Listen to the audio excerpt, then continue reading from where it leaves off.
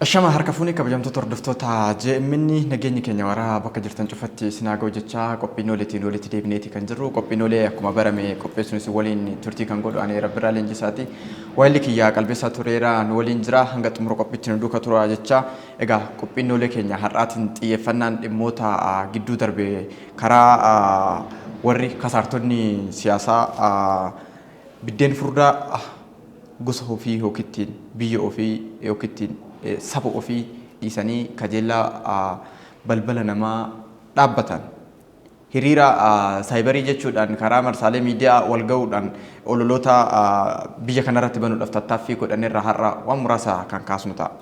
Kanaaf hanga xumura qophiitti irra deebiidhaan faana turaa jecha mee kasaartonni siyaasaa tibbana caayaa qabu turan.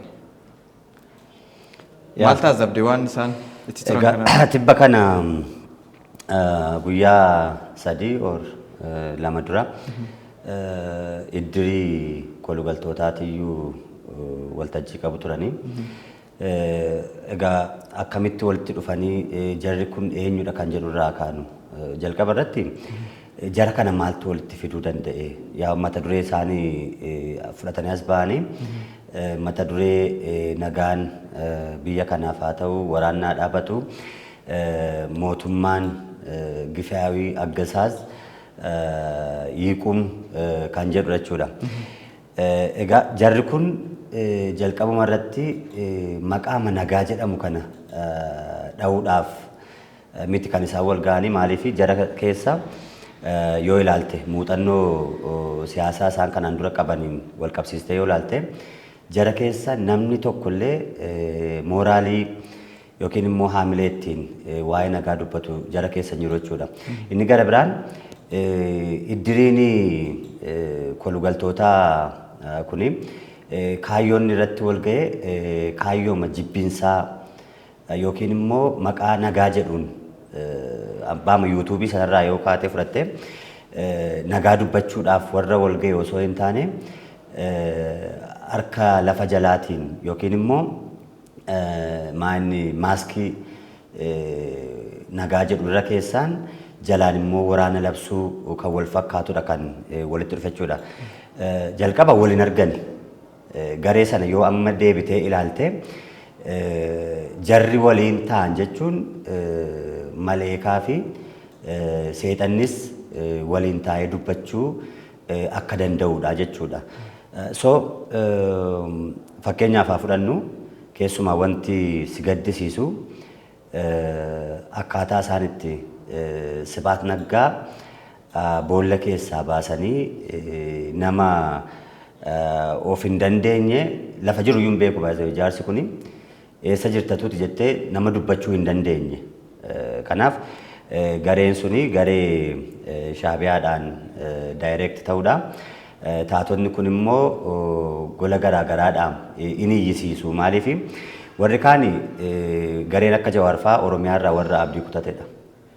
Oromiyaa kana keessatti hokkara uumuudhaaf samiidhaa gaditti wanta isaaniin fonqolchin hin jiru. So mee karaa kana immoo hin yaalle jedhanii hiriira karaa yuutuubiidhaan kan dhufan jechuudha. Utuu isaaniif hin danda'ama ta'ee maaliif hiriira karaa Ameerikaatti maaliif hin taasifne? Awurooppaatti maaliif namoota baasuu hin dandeenye? Jarri kun garee walii galu miti. Utuu kaanii Ameerikaatti hiriiraan baana jedhanii gareen fiinxaaleyyii kaabaa iddoo 10 kan inni jiru, diyaaspooraan Oromoo iddoo 10 kan inni jiru, walii galuu akka hin dandeenye beeku. Warri irra nama 15 ta'anii achirratti ba'an kun garuu sirna kana jibbuudhaan yookiin immoo ergamtummaadhaan warra walii galanitti iyyuu iddoo sanatti walitti qabame jechuudha. Jarri kun iddoo adda addaatirraa amma warri achi keessatti hirmaatan kun keessumattuu qaama kamiyyuu akka bakka hin buune namni kamiyyuu kan beeku akka nama dhuunfaa tokkootti garuu kaleessas olola banaa turanii diigumsa biyyaa irratti hojjechaa turan gareewwan achirratti wal yaamanii afooshaa kun Tigraay irraa kun Amaaraa irraa kun ani Oromoon bakka bu'a jedhee lafa inni jiru kan Oromoon quba hin qabne waan sana irratti hirmaachuudhaaf warra achirratti wal ga'an hundi isaanii warra sirna hin qabnee fi warra sansakkaa hin qabneedha. Warra sansakkaa hin qabneedha yoo isin jedhu jarri kun achirratti wal gahanii waan biyya kana ceesisu maal haasa'an waan biyya kana tarkaanfachiisu maali inni wanni isaan dubbatan jarri kun immoo seenaan dudduuba isaanii maal fakkaata fakkeenyaaf warri irra hedduun isaanii warra TPLF warra achi keessatti hirmaate gareen kun fannoo kun immoo warra asii qe'ee Oromoo buqqisiisaa qe'ee Oromoo gubsiisaa harki isaa harka dhiigaa ta'edha warri afooshaa sana wal yaamee Oromoos bakka bu'ee hirmaate jechuudha kanammoo hawaasnis ni beeka. Warra kana warra axama fakkeenyaaf maaliif biyya Awurooppaa irratti Eeshiyaa irratti maaliif isaan hiriiran baanee kan jettu eenyu duuba hiriira ba'aadha gaaffii guddaan eenyu duuba hiriira ba'aadha lafti ummanni maal jala akka yaa'u ummanni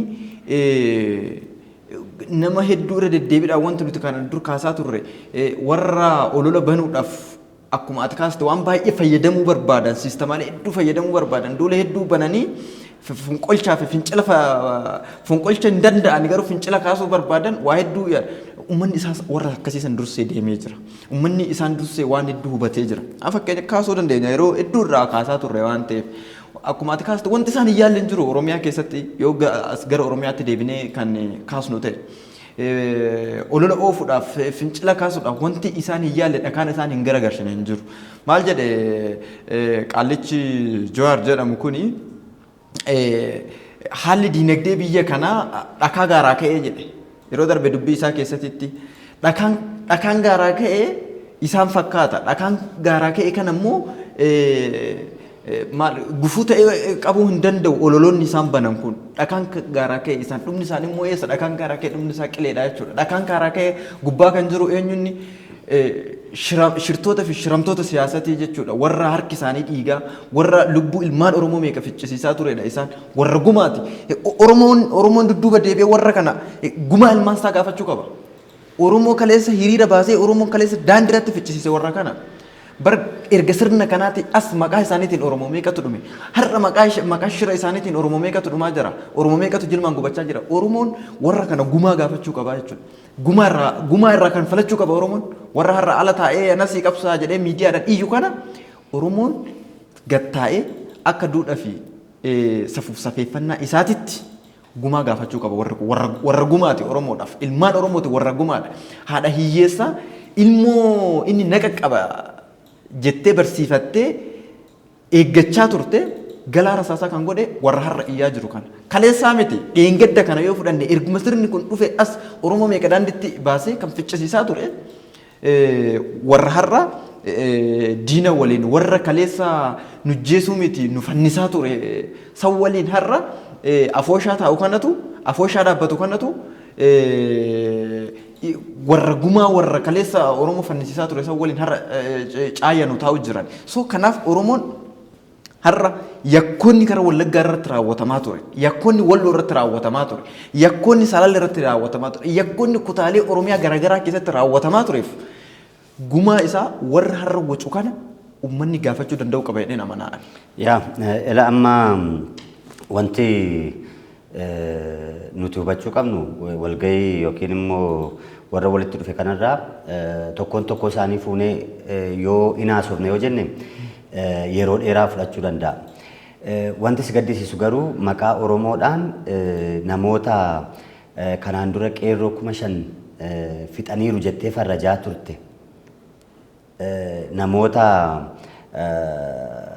namichi Sibaat jedhamu kun maaster maayindii shira wayyaanee keessatti xaxamuuf maaster maayindii isa guddaadha Sibaat jechuudha. Namni ani Oromoo bakka bu'a jedhu tokko namni Oromoof hin qabsaa jedhu tokko haamilee kamiin Sibaatii boollaa baasee Sibaatii bira taa'ee haasa'uu danda'a yeroo jettu sammuu keedhaan olidha inni kun isayyuu hin qaana'anii Sibaatii duukaa mari'achuu isaanii ashkarii Sibaatii deebi'anii warra injifatame warra mo'amee qeetti gale warra mo'amee Finfinnee gadhiisanii gammoojjii daddabeetii keessatti deebi'anii galanii fi deebitee qacaramaa ta'uun ashkarii ta'uun baay'ee kan nama qaanessudha jechuudha. Kuni warra injifatamee mo'amee giddugaleessarraa aangoo giddugaleessaa kanarraa gara qeesaaniitti galan galcheera jettee injifadheera anatiyyuu mootummaa kana dhaabe anatiyyuu sirna kana fide jettee kaate deebitee immoo sibaatii duukaa teessee mari'atta. Mariin obboleessa kee duukaa jechuudha. Mariin obba maaliif yeroo tokko tokko siyaasni garee Jawaarfaa kun dadhabuu isaa maaliin bartaa rakkataan ulfa fuudha jedha Oromoon. Yeroo rakkatanii deebisanii nama du'e kana lubbuu itti horanii wayyaaneetti amma waltajjiin sun yoo hubbatteetta ta'e cubbuu wayyaanee irraa dhiquudhaaf wal ga'an jedhe kun hundi isaanii jechuudha. Cubbuu wayyaaneen kanaan dura sabaaf sablammii biyya kanaa irratti raawwatte. Keessumaa immoo gochaa suukkanneessaa Oromoo irratti raawwatamaa ture sana osoo dhiifama hin gaafatiin yeroo tokko tokko maal jedhu Minilikiin uummata Oromoo fixe. Tole inni du'e dhiifama gaafachuu hin danda'u. Minilik du'eera. Inni lubbuudhaan jiru lammaffaa si'a lama nutti deebi'uudhaaf ammas deebi'ee gara aangoo giddugaleessaa kanatti dhufuudhaaf amma jedhe maal jechuudha namicha daayiperiidhaan deemu dugda qabanii baatanii fidanii utuu isaanii danda'ame 4 kiiloo galchuudha jechuudha. Silaa mariin kun eenyu wajjiniin ta'uu qaba ture. Muummicha ministeeraa obboleessatu itti aanamoo sibaatii isa mo'ame biyya jirullee kan hin beekne yaadatte yoo ta'e sibaat gaafa booji'amu loltoota maal jedhaa ture loltoota isa qabanii deeman sanaan eessa nageessitu eessan jiraa maaliif umuriin tisaayyuu umurii sooramatti ba'amudha jechuudha. Sooramarra bahee namichi kun already nama baay'ee butute ilaalchaan nama butute sammuun kee kan inni hojjetu umurii ta'e irratti hin hojjetamu.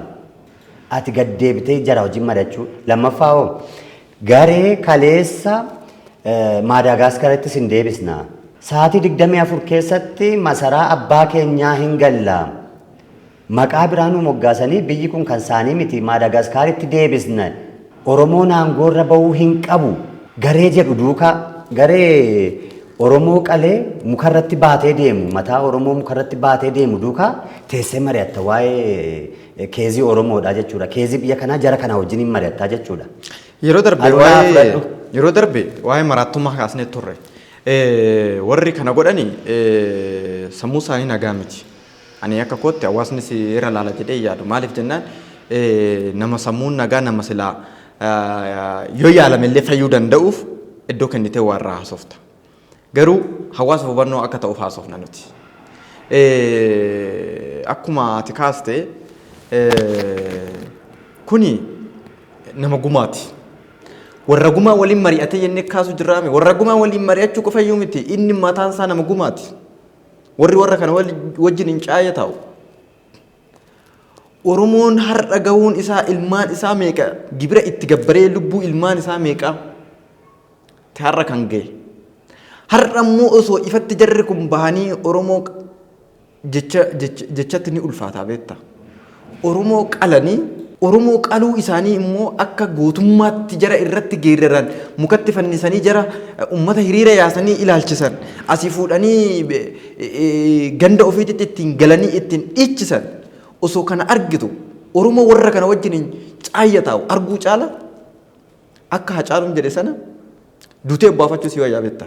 Oromoo warra kana wajjin caayyataa'u Oromoo warra foon bar ummata ilma namaatirraa gogaa baasu warri kun. Warra gumaa qofaa miti bar ummata ilma namaatirraa akka loonititti ilmaan Oromootirraa gogaa baasedha bar warri kun warra kana wajjin caayyataa'u jira bar ilaassoo duuban barri itti cufanii yakki isaa Wallagga irratti raawwata warri inni har'a Jawaar dhaqee caayya waliin taa'u kun Oromoo Wallagga irratti Oromoo Shawaa Kaabaa irratti Darraa irratti waan isaan godhan bar ilmaan Oromoo keessaa yoomiyyuu kan hin baane. Dhaloota har'a jiru miti dhaloota dudduuba keenyaa dhufaa jiru keessaa waan hin baane seenaan kun warra kana wajjin caayyataa'u jira. TPLF kaleessa Oromoo qe'ee isaatirratti waggoota 27-26 darbe qe'ee isaatirratti fannisaa turte. Har'a bar warra kaleessa Oromoo qe'ee isaatirratti fannisaa waliin caayyataa'u jira. Siyaasni fira dhaabbataas diina dhaabbataas hin qabu akkuma jedhamu. Kun sadarkaa siyaasaa irra darbe. Sadarkaa siyaasaa sadarkaa istiraatiijii siyaasaa irra darbe warra guyyaa adii har'allee si qalu qaleensi fixeen reeffa kee irra tarkaanfadhee akkuma ati kaaste mana abbaa keenyaa galla warra jedhee har'a haasa'u faana caaya taa'uu jechuun warra Oromoo akkas godheen ala addatti wanti baasni ilaallu hin jiru warra kana waliin caaya taa'aa jiru kan. Kanaaf amma wantati kanarraa hubattu siyaasni keessumaa aan komii guddaa kan irraa qabu warra maqaa Oromoodhaan daldalan kanadha. Jalqabuma gareen achitti walitti makame nagaa labsuudhaaf miti kan inni taa'e jechuudha. Ergama booddeedhaan daayireekti godhamu Geetaachoo Asaffaa fi Isaayyaas Afawarqiin daayireektaroonni booddeedhaan jiran isaan kanadha. Akkuma sila jedhee jarri kun taatotadha. Fuuldura ba'anii kan dubbachuu danda'an garuu ammamuu yoo bitamte ammamuu yoo gurguramte ammamuu qabeenyi yoo si marare qarshiin yoo si marare doolaariin yoo si marare namni jara kanaa wajjiniin taa'ee alulaan faa maal jedhu waraanni nuu fi tapha aadaa keenyaadha. ጦርነት ለኛ ባህላዊ ጨዋታችን ነው ሶ namni ጦርነት ለኛ ባህላዊ ጨዋታችን ነው jedhu kuni yeroonni waraanni haa dhaabatu jedhu dhaga'uu caala wanti si dinqisiisu hin jiru jechuudha. Amanatanii mari'achuun gaariidha. Furmaata hin fida taanaan garuu namoota loltummaan yookiin immoo waraanuun aadaa keenyadha. Qoy jarri kun waraana dhaabuudhaaf qaama dhimmi ilaallatu jarri kun waraana dhaabuudhaaf qaama dhimmi ilaallatu waliin caaya teessee mari'attee rakkoo garaagarummaa keessoo jiru furtee garaagarummaa keessos ta'e garaagarummaa akka biyyaatti garaagarummaa akka naannootti jiru furtee akkasittiin waraanni kan dhaabbatu. Mee waraana kana dhaabuudhaaf qaamni dhimmi ilaallatu jara kana gidduutti eentarmaati. Jarri kun bara warra halkanii guyyaa waraana labsu. Warra bara asii tamsaasa kallattiitti irra taa'ee waraana dhaabbatu haasa'u. Warra dudduuban bar akka waraana hin dhaabbanne warra qindeessaa jiru. Kana eenyumtuu hin beeka. Jara jechuun warra albee qara lamaa warra gara lamaan albee isaanii muru. Waraana yeroo dhamu namni maal hubata beektaa waraana qawwee duwwaa se'a. Fakkeenyaaf ji'uma tokko as yaaliiwwan Jawaar fudhate yoo ilaalle jalqaba irratti karaa hakiimotaa okkara yaaluudhaaf baay'ee namni hakiimii dhabee du'uun waraana tokkodha. Karaa sanaan hin yaalame. Achi hin bahe achi bahe immoo mana barumsaa gale. Dhageettii dhabe. Fiigaa deemee eessa gale? Baankii siinqee keessa immoo gale. Achis waan butamu hin dhabame. Lubbuun bahu hin dhabame. Deebi'ee immoo dheengaddeessa galee istaadeemii gale. So siyaasni Jawaar faa geggeessanii siyaasa jiraaree tarsimaa miti. Siyaasa tarsimaa osoo ta'e idduma waa butachuudhaaf dhaqe sanayyuu seeqqees galee hin butanne barsiisota biras dhaqee hin butanne warra fayyaa biras dhaqee hin butanne milishaa bira dhaqee hin butanne raayyaa ittisa biyyaa bira dhaqee hin butanne istaadeemii galee deengedha hin butanne warra gumaa waliin innis nama gumaate warra gumaatarraa adda baasnee ilaallu nuti nama gumaate isaan waliin taa'e homaa butachuu hin dandeenye silaa tarsiima waa ta'e sansakkaa waa ta'e yaanni isaanii sochiin isaanii tarsiima waa ta'e jarri kun bu'aa buusuu danda'u turaniyyuu waan olola oofan kana keessatti kisaaratti isaan mudate malee bu'aan isaan fidan hin jiru. Maaliif jennaan shira irratti waan hundaa'edha. Shirri isaaniitu shira tarsiimoo hin qabnedha. Shira tarsiimoo hin qabne kan isaan gaggeessaa jiran. Kan ammoo hawaasni tolchee beeka. Kan gara warra TPLF mee warrummaan TPLF caaya waliin teessu akka dhufee aangoo qabatuu fi nama du'e boollaa kaastee dhaabdee tamsaasa kallattii waliin galtu. Namichi kun qeesaatiif dirree isaatiif maal godhe haadhaaf abbaa isaatiif maal godhe har'a bara qeen abbaa faadha sana nagaan arganne kan warra gochaa jiru warri sunis yoo fudhatte warri garee faanoo jedhu shiftaan amaaraa keessa socho'u bakka buutonni isaanii miidiyaatti baanii tamsaasa kallattii isaan waliin galan warra ummanni amaaraa ummanni nagaa ummanni miskiin akka inni hin jiraanne akka inni bee hin nagadanne akka inni bee daldalatee hin galle akka inni qotatee hin galle akka inni bu'uuraalee misoomaa hin arganne. Warra gochaa jiranii bar warri kun gareen hunduu qeessaaniitti bar warra gumaati warra qeessaanii akka nagaa argatu warra hin barbaanne warri har'a nagaa lallabna jedhee miidiyaatti beeyyu kun. Wanti si ajaa'ibu maal inni qeeqa guddaati irratti ka'ee ture keessumaa Jawaar irratti qeeqaas hin jedhamne Diyaaspooraa irraa soo fudhattee biyya keessaa soo fudhattee karaa miidiyaa hawaasaa kanaa baay'ee qeeqanii baay'ees gadi buusan. Akka uumatti Sibaat duukaa mari'atte jedha gaaffii namni kaasuuf maal jedhee deebisee Sibaat wajjiniin mari'achuun maal raajii qaba muummicha iyyuu affeerree turre. Look amma isaan itti of ilaalan isa akkasii maal jedha beektaa saayikooloojiin histriyooniik personality disorder kan jedhu jira. Of course amma namichi kuni histriyooniik personality disorderii namoonni qaban namoota wiirtuu xiyyeeffannoo ta'uu barbaadan. Namoonni hundumtuu dubbachuu malee dhaggeeffachuu warra hin barbaanne.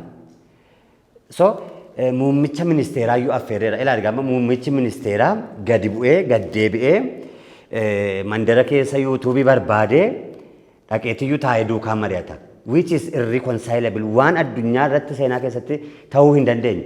Muummichi ministeeraa kana godhu hojiiwwan biyya keessatti hojjetamu namichi boqonnaa hin qabne dhaqeetiyyuu Ri'oot fa'aa wajjiniin maanni Teediroos fa'aa wajjiniin dhaqee yuutuubii isaanii irra taa'eetiyyuu hin mari'ata. Amma isaan of kaasan ilaali. Iddoo isaan itti of ilaalan. Iddoo isaan of itti ilaalanii fi iddoo itti hawaasni ilaalu immoo waaqaaf lafadha jechuudha. Isaan xiyyeeffannoo addaa barbaadu. Sanumaa namni immoo akka irraanfatuuf maalidha kan godhan. Amma ceephoo sana qeeqa sana nama dagachiisuudhaaf taphni Walaayittaa Diichaa fi Buna Sidaamaa gidduutti gaggeeffamu ture. So carrattii kana argannee reeffa tokko in argannaa. Reeffa tokkoon irraanfachiisuu dandeenya jedhanii nama lubbuudhaan jiru duuteettaa jedhaniin lakki anoon duunee gurbaan lakki duuteettaa afaan qabadhuuti taa'ii. So utuu reeffa tokko argatanii ta'e kana daayivert gochuu turan qeeqa irratti ka'e jechuudha. Qeeqa karaa garaa garaadhaan irratti ka'e kana gara project gochuudhaaf gara kan biraatti project gochuudhaaf baay'ee yaalanii turanii jechuudha. So haalli siyaasni Jawaar Hordoof yoo ilaalte siyaasa jiraareedha jedhu namoonni baay'een. Siyaasa jiraaree yoo fudhatte just dhaabbata hin qabu, abbaa hin qabu, bakkuma itti tole.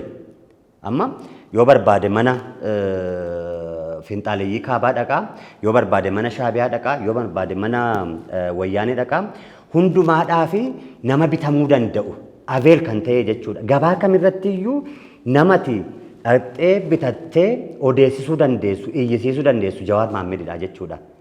Maaliif isin jedhe kana? Amma inni dheengaddaa gaafatamaa ta'ee dhaqe. Mana namaa yeroo dhattu akka barbaadde hin dubbattu.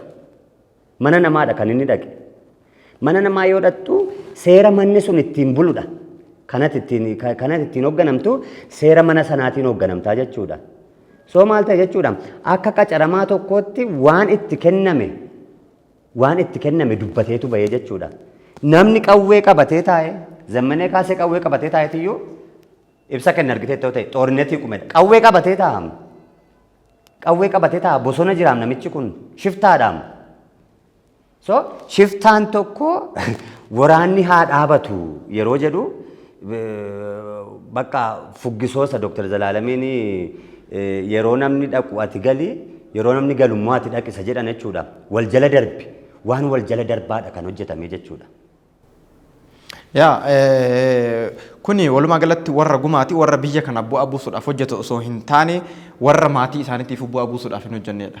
Gareen walgahii akkanaan caaya taa'ee uummata burjaajii keessa galchuudhaaf tattaaffii godhu. Weelli uummanni wanti uummatarraa hubanne inni ijoon uummanni isaaniif gurra ergisuu dhabuu fi uummanni lafa isaan jira sana darbee deemudha kan si gammachiisu. Maaliif jennaan argiteerta ta'e marsaaleewwan miidiyaa kanatti ajandaa isaanii namni akka qoosatii fi akka ittiin buhaarutitti yeroo firii ta'e namni akka ittiin buhaarutitti kan inni fudhatu fakkeenyaaf tiktookaroota tokko yoo fakkeenya fudhatte namoonni kontentiiwwan isaanii maali ittiin buhaaruuf seenanii kontentiiwwan isaanii ilaalu. Waan isaan nama arrabsan waan isaan wal arrabsan waan isaan jedhan ittiin buhaaruuf malee wanti suni dhiibbaa uuma jedhanii yaadaniitii miti kan isaan dhaggeeffatan. Warra kanas akkas fakkeenyaaf Jawaar amma namni kan akka milkeessaa fa'aa namicha maraate san Kan akka Bilkeessaa kan akka Jawaar kanaa namni akkamitti seenee karaa miidiyaa hawaasa isaanii yookiin dhaggeeffatu yookiin dubbisa beekta. Ittiin bohaaruuf maal immoo jedhan laata kan jedhu ittiin bohaaruuf akka isaan dhiibbaa kamiyyuu gochuu hin dandeenye fi wanti isaan ololli isaan bananii fi dubbileewwan isaan dubbatu wanti isaan godhan hundi dantaa dhuunfaa isaaniitiif malee dantaa biyyaatii fi dantaa uummataatiif yookiin dantaa qaamaa isaanii sanaaf akka hin taane hawaasni tolchee hubatee jira. Kan ammoo dubbileewwan hawaasa fiilingiiwwan yookiin immoo rifleekti wantoonni hawaasni yaadota isaaniitti irratti deebii kennu irratti ni hubataa jechuudha. Akeektuun hawaasni deebii kennu irraa waan baay'ee hubachuu dandeessa. Qophii keenya irraas marattoo golanne gaariidha. Galatoomne. Hayyee kabajamtoota hordoftoota JMN kun qophiin ooletii qophiin ooletiin dhimmoota keessattuu kasaartota siyaasatiin wal qabatee waan muraasa irraa kaasaa turree jirra. Qophiin keenya har'aaf asuma irratti kan goolabamu ta'a. Qophicha qopheessuunis waliin turtii kan godhe ani Rabbirraa Leenjisaatii waa hilli kiyya qalbeessaa toleeratii qophiileewwan JMN irraa waliin turtii gaarii.